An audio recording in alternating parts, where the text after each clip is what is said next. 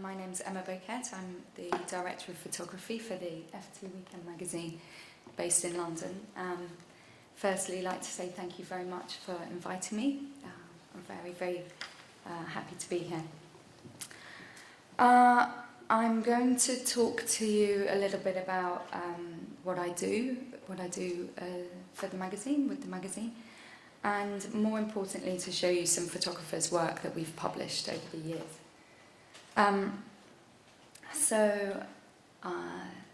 Let's begin. What I really do for the magazine is I commission photography for stories that are coming from journalists, and also another part of my job, another big part of my job, is to look for photo stories and to pitch ideas to my editors. We're a weekly publication, and in 2010 we relaunched, and with the relaunch came a new, a more important emphasis on photography. We wanted to really work with photographers from photographers who were working in art galleries, and also to be working with emerging photographers, and to be publishing an interesting variety of different works. So some photojournalists, but also photographers working more conceptually, still life, landscape photography, and we really want to be challenged, and we want to work with photographers who are challenging what it is to tell stories today. One of the things that I do, one of the main things that I do, is work very closely with journalists, sometimes FT journalists and also freelance journalists. And we work on stories, and I commission photographers to work alongside or to create a body of work that tells the journalist's stories, and we publish those in the magazine. Because we are a weekly publication, we're often working with news stories, things that are timely, that are happening in the press. We've got a very short lead time. We go to press on a Wednesday, and the magazine is published online on a Friday and in print on a Saturday. So we have just 3 days to turn around our... we have a week to work on our projects, and then it's just 3 days before you get to see it. So because of that, we are able to respond very quickly to something that's happening in the world. And we're very grateful for that, and it's something that I'm aware of and something that I'm keen to do more of.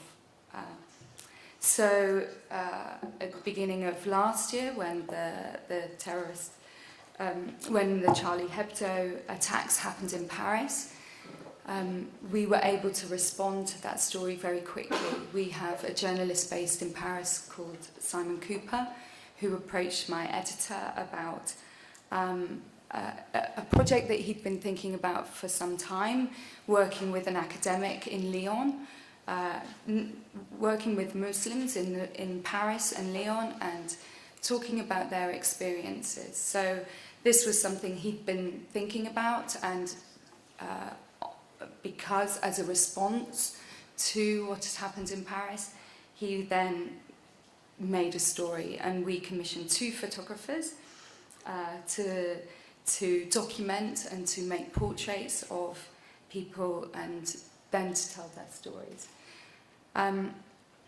I try and work with one photographer at a time usually, but in this instance, because we had 3 days to pull the project together, we worked with Julian Goldstein, who was based in Montpellier and travelled to Lyon, and we worked with Nicolas Laucalza, who is Paris-based, and who I'd actually seen.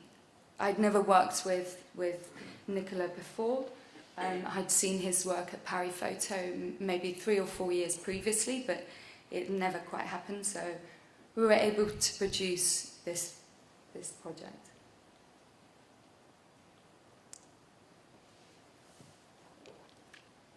And sometimes I'm working with very short lead times, like for this project, but also I'm working on much longer projects, things that we may be thinking about for 6 months.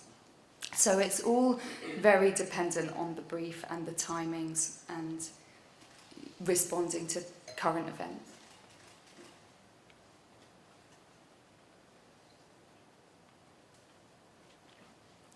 Because of the nature of what I do for a job, I'm responding to news stories often, and what's a challenge for me, but also one of the most enjoyable things, is to be responding to news stories, but in a fresh and an interesting way. And one of the examples was the London Olympics, which obviously had such huge amount of expression through the press, very much based on the sportsmen and women. But in our case, we worked with photographer Simon Roberts, who's a British-based photographer. He had been given accreditation, and we were able to work with him on a much slower approach, where you see very little of the action and you see much more of a pulled back view and spectator view of the Olympic Games. And we ran this project over 4 consecutive weeks, and it ran during the entire period that the Olympic Games were on. And that's something, again, that I'd like to do more of, serialization of projects. It's something that I think we can do in an interesting way with the magazine. For someone like Simon also, who tends to work in large format film photography, this was a huge challenge for him. He spent many months in the gym. His schedule was grueling, and he was shooting with a large format digital camera. So it was a real challenge. He was, I'm going to talk to you later about building up relationships with photographers, and one of the things for us with this work was, because of the speed in which we needed the material, he was literally filing to his assistant, who was filing to me unedited work, where someone like Simon, who likes to have a real control of his edits and his production, it was a real kind of, it was a real experience for both of us to be working on this project, I think. The FT is moving into a very digital age, and we are responding to that in different ways, and one of those ways is to produce bigger long-form journalism packages. So one of the first that we did was the news editor worked on several projects looking at illegal poaching in South Africa. And they made a documentary film, which was the longest one that we've made, and they did long pieces in the newspaper, but also the magazine ran a cover story. And it's really important that we have a relationship across the brand, so across all of the FT platforms. And in this instance, they had commissioned the video, and I was much more in charge of commissioning the stills, and I wanted to work with David Chancellor for that, for obvious reasons. He's got huge experience in the region, but also his passion is for looking at trading and the commodification of animals and the treatment of animals in South Africa. So again, another photographer who works on film, he sent me, I think, 60 rolls, so hundreds of contact sheets. We bust the budget quite dramatically, actually, on this. Yeah, I sort of had to push the invoice very sort of low on off the radar. Oh.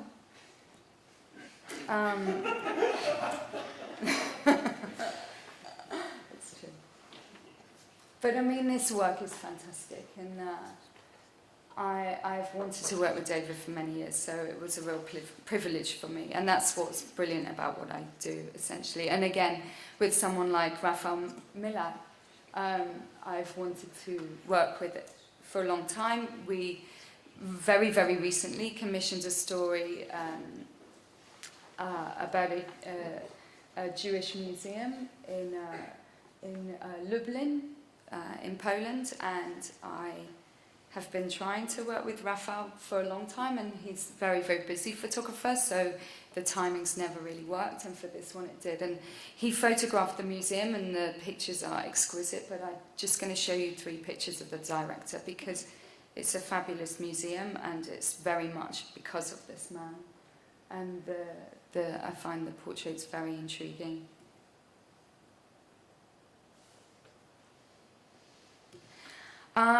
So, you know, how am I looking for work? You know, I think I'm probably doing the same as most people are doing, most editors are doing.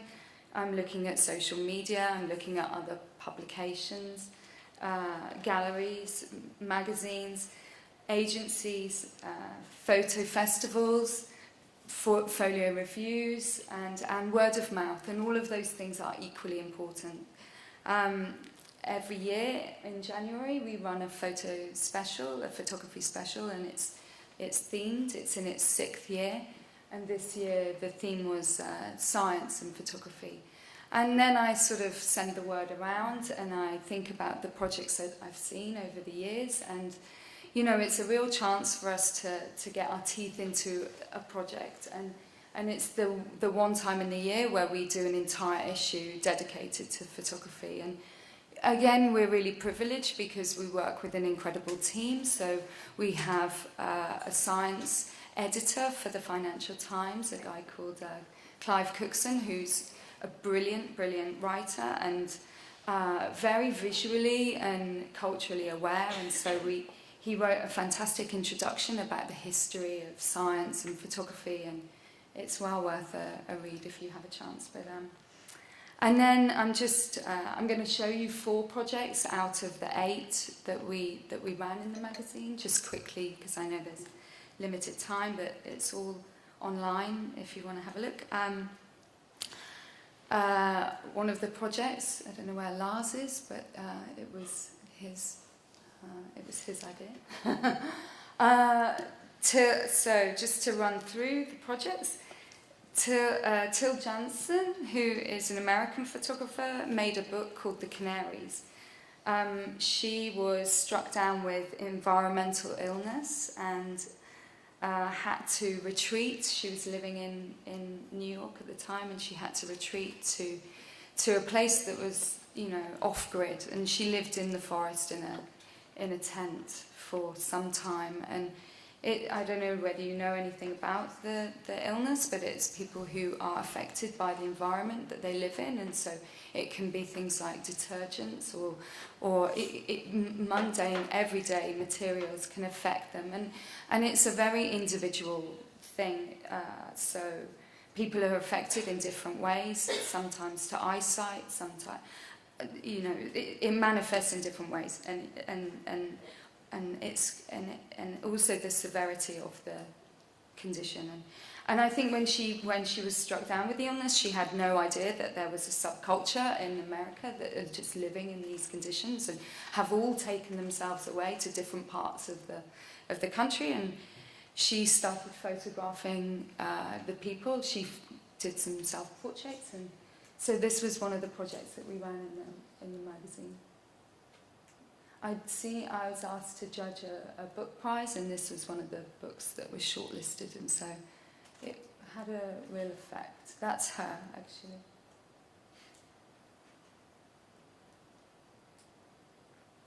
So we're looking for a real strong visual language, but we're also looking for a story, for a strong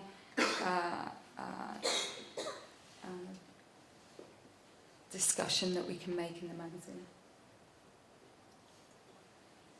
David Fahy, who has made a project photographing looking into the CERN archive and then reworking it, creating fictions using the archive materials. He is sometimes showing the material in its its original sense and in original form, and he's creating a narrative around this quantum physics pioneer, a man called Wolfgang Pauli, who it was said was an incredible scientist, but also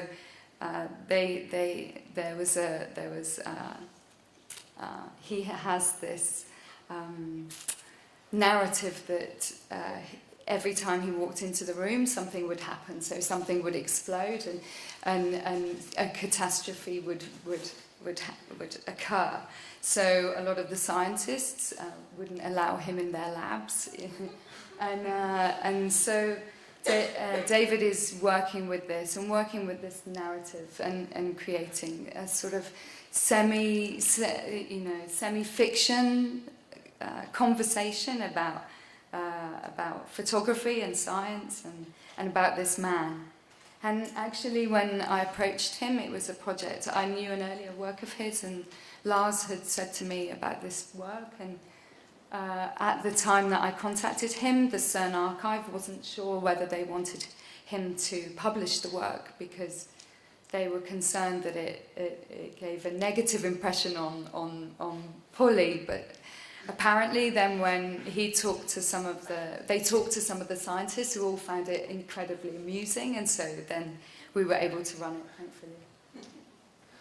And this is one of the pictures, and you have no idea, there is no captions for these, and so you don't know which ones are real and which ones are fake, and that's what's great. And this is what we did for the cover. So we used one of his. This is another photographer, Judy Goodhill, who has been working for 4 years on a long-term project with astronomers. And this is the first picture that I saw. I went to a seminar about photography and science, and one of the academics was talking about her work. And this picture just grabbed me. It kind of felt like a Jeff Wall or something, kind of just had a really interesting narrative. You're not quite sure what's going on there. And I contacted her, and this is brand new work that she's just completed. She just came back from Hawaii maybe 3 weeks before Christmas, so we were able to show something brand new of hers. And then the last photographer, Maya Tammy, who has an interest in death, did a residency in France and went to photograph, wanted to discuss the complex issues surrounding the definition of death, and so she used a rabbit and she documented its decomposition.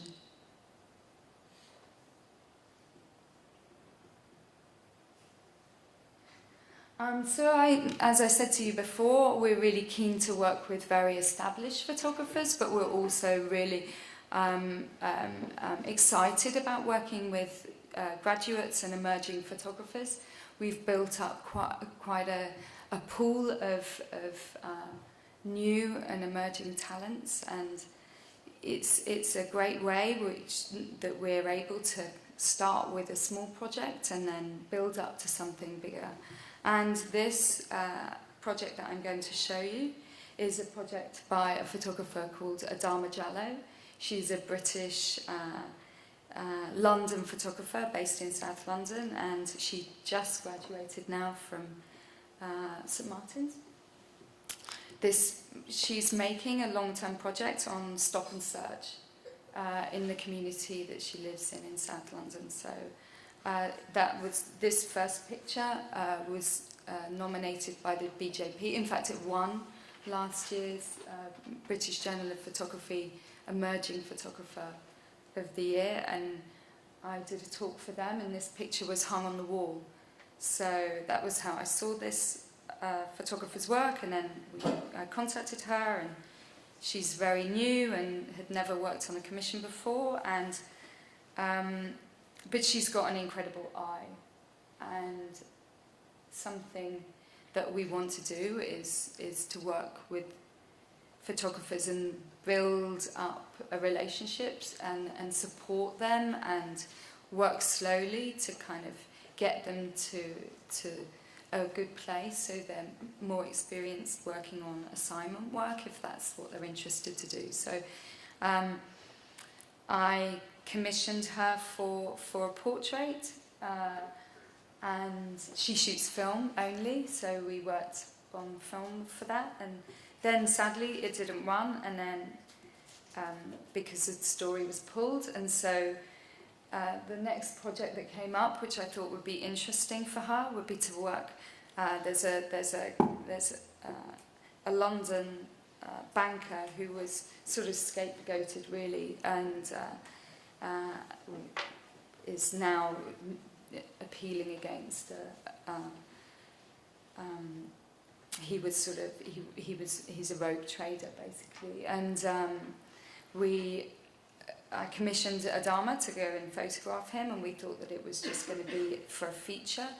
And then at the last minute, the day of the shoot, they bumped it up to the cover story. So having only worked once with Adama, she basically shot the cover for the magazine. So, and these are the portraits she shot, and I think they're just stunning. So well deserved of a cover. It doesn't usually work like that, I'll just say. Normally I would build her up. She was very nervous by the time she went, I think. How am I doing for time? It's good? Okay, perfect. So that's pretty much me. We're working now with Photo London, so we're starting a supplement for that. We did one last year. I've just got a few bits to show you. This is Lorenzo Facciuri, a new work by